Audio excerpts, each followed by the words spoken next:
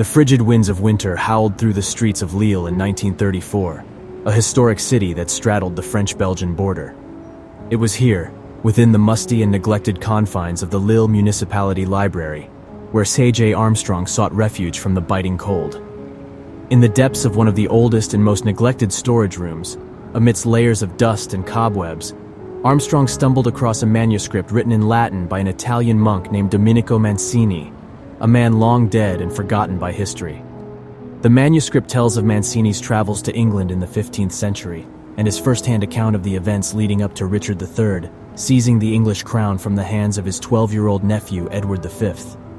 The library was eerily quiet, and the only sound was the rustling of pages as Armstrong carefully studied the ancient manuscript. For centuries, the fate of Edward V and his younger brother had been lost to the mists of time, shrouded in mystery and whispered rumors. Even Shakespeare's famous plays could only offer fictional conjecture. But now, here in his hands, was Mancini's first-hand account of one of the longest-running mysteries in English history. As Armstrong slowly attempted to translate the fading pages from Latin, the chilling winter winds outside howled in a mournful dirge, echoing the haunting tales of what had happened to the young prince so many centuries ago. For Mancini's text described how the young boys, seemingly betrayed by their uncle and locked within the Tower of London, were gradually seen less and less within their confines, until one day, they simply vanished into thin air, never to be seen again.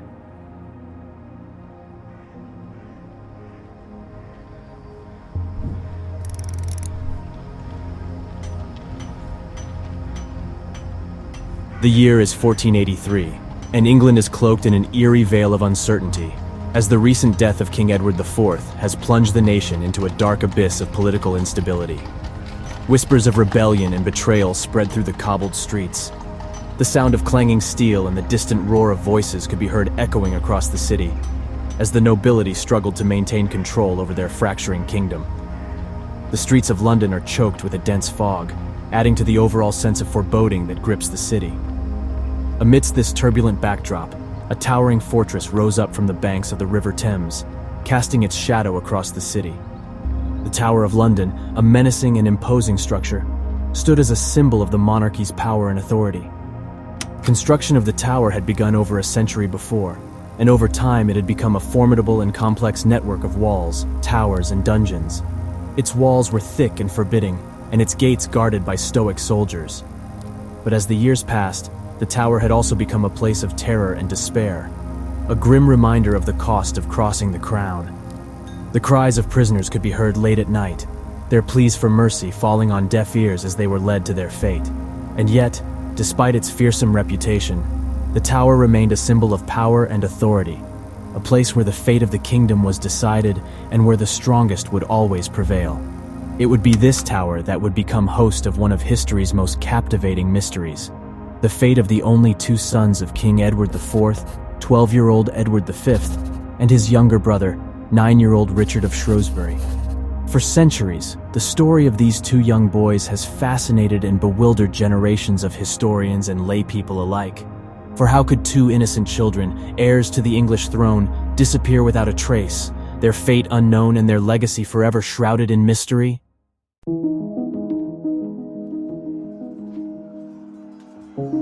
Our tale unfolds in the midst of one of the bleakest and bloodiest periods of the Dark Ages, a time of endless conflict and savage civil war known as the Wars of the Roses. The rival houses of Lancaster and York, both descended from the legendary King Edward III, were locked in a bitter struggle for power that dragged on for 32 years, from 1455 to 1487, leaving the once great nation torn apart and drowning in blood. Just when it seemed that peace might finally be within reach, King Edward IV from the House of York met a mysterious and untimely end, throwing the already turbulent realm into even greater chaos and uncertainty. In the murky world of medieval royalty, untangling the webs of allegiances and power can prove to be a treacherous and confusing task. The shifting sands of loyalties and the ever-changing hierarchy of royal titles create a labyrinthine maze of intrigue, where even the most seasoned historians can lose their way. In order to understand the events which soon followed the death of King Edward IV, it is necessary to visualize the bloodlines and allegiances which had led to this exact moment.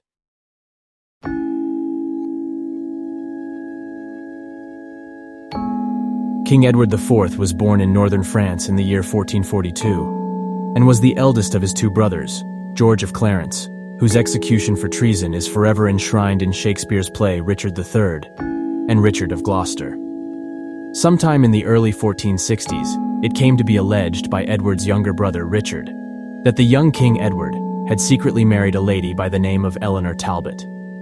This secret marriage will come to be instrumental following his death 2 decades later.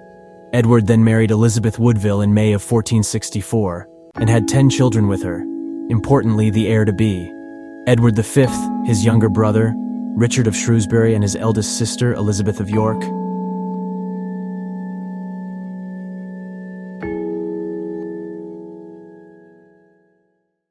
The exact cause of King Edward IV's death is a mystery in and of itself.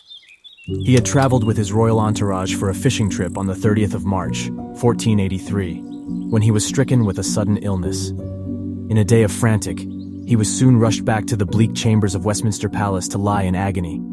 As the shadow of death crept ever closer, King Edward IV knew that his time was running out. With his final breaths, he struggled to put his affairs in order, desperate to secure the future of his kingdom. And so, he turned to his younger brother, Richard of Gloucester, entrusting him with the weighty responsibility of serving as Lord Protector to his young son, Edward V. The boy was all but 12 years old, and yet he would soon inherit the crown, and all the power and responsibility that came with it. On April 9th, 1483, the king took his final breaths. Word of the king's death took 5 days to reach his son, the young Prince of Wales, and with it, he was summoned to London under the watchful eye of his mother's brother and a small entourage of loyal retainers to prepare for his coronation, which was to be held the following month. As the news of King Edward's death spread across the land, his widow Elizabeth knew that her hold on power was tenuous at best. She feared that her late husband's brother Richard would make a move to seize the throne for himself. And so, she took the drastic step of hiding the news of the king's passing from Richard, hoping to buy herself some time to secure her position. But her efforts were in vain, for Richard soon caught wind of the truth and made his way to meet the young Edward and his entourage on the outskirts of Northampton. Under the guise of protecting the young king, Richard had his entire entourage arrested and sent to the north of England to await execution. The boy was taken into custody and placed in the forbidding walls of the Tower of London. As the days turned to weeks, and the weeks to months, the young king's fate hung in the balance, and his mother Elizabeth could only watch in horror as her family and allies were rounded up and executed one by one.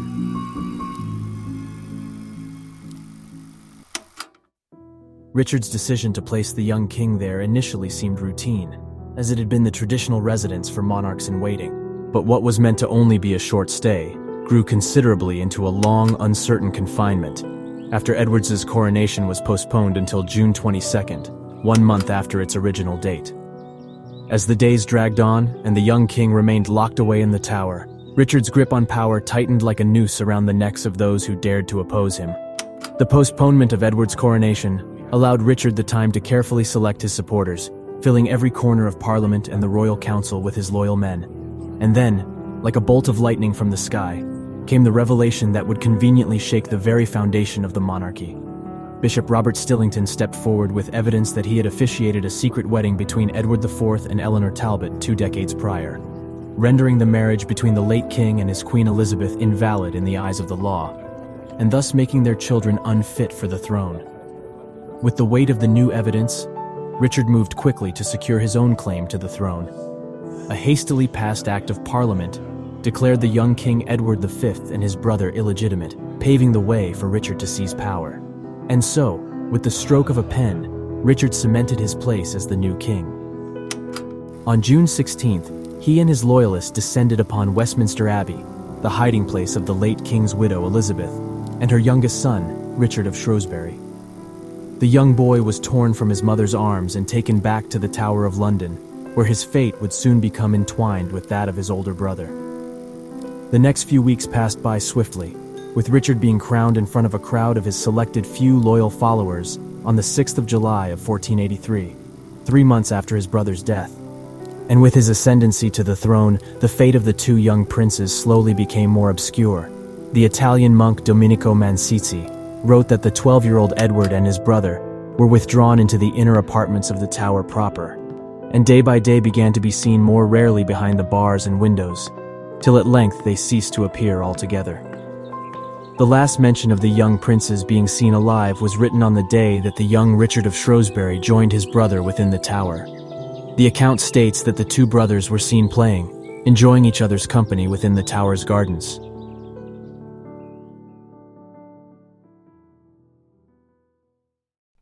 At first glance, the case seems simple enough. A tyrant hungry for power, willing to spill the blood of his own flesh and blood to secure his place on the throne.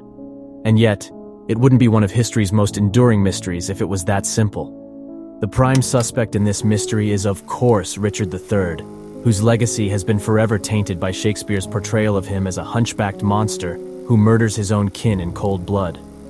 It is an image that has become deeply embedded in our cultural psyche, and the theory that Richard was responsible for the boy's disappearance is the most widely accepted one. Richard's motive for seizing the crown and his hold over the helpless young princes are undeniably compelling. Furthermore, Richard had a son of his own, and if he wanted to ensure that his line would continue to rule, it would have been necessary to dispose of the two young princes, even if they were deemed illegitimate, as little boys, bastardized or not, have a nasty tendency of growing up to be focal points of rebellion. There was, however, one piece of evidence that cast doubt on Richard's guilt. The former Queen Elizabeth had sent her daughters to live with Richard after the two princes disappeared. This detail seemed to contradict the popular theory that Richard had murdered his nephews to secure his hold on the throne. Why would the Queen send her daughters to live with a man who was suspected of killing her sons? It was true that the girls might not have posed a direct threat to Richard's reign, but Elizabeth of York, the eldest daughter, had already promised herself to Henry VII, a man who sought the crown for himself. This made her a potential danger to Richard, yet she was entrusted to his care. This moves us on to our next potential suspect, Henry Tudor, the man who would become King Henry VII following Richard's death in battle. The Tudors, always looking for ways to discredit their predecessor Richard III, were the first to spread rumors of his guilt. But what of their own motives? In fact, Henry is the only other individual with a legitimate motive to murder the princes, and then blame it on the already dead Richard III. Henry had married Elizabeth of York, the eldest daughter of the late King Edward IV, in a calculated move to bolster his claim to the throne. In doing so, however, this marriage also made her younger brothers a threat to his reign, as they were now deemed legitimate heirs once again. This brings about a real possibility that Henry had the two young princes disposed of, to ensure his reign when unthreatened, and then blamed the murder on the already dead Richard III. On the 17th of July, 1674, workmen remodeling the Tower of London dug up a wooden box containing two small human skeletons of a 9 and 12-year-old. The king at the time, Charles II, had a monument constructed at Westminster Abbey for the remains. Written in Latin, this inscription reads, "Here lie interred the remains of Edward V, King of England, and Richard, Duke of York, whose long-desired and much sought-after bones, after over 190 years, were found interred deep beneath the rubble of the stairs that led up to the chapel of the White Tower." New petitions have emerged, requesting that DNA testing be done on the bones, however. This has been rejected by the British government, as even if modern DNA and carbon dating proved the bones belonged to the princes, it would not prove who or what killed them. The mystery of the princes in the tower remains one of the most enigmatic and enduring in English history, a haunting reminder of the fragility of life and the dark, shadowy corners of human ambition and greed.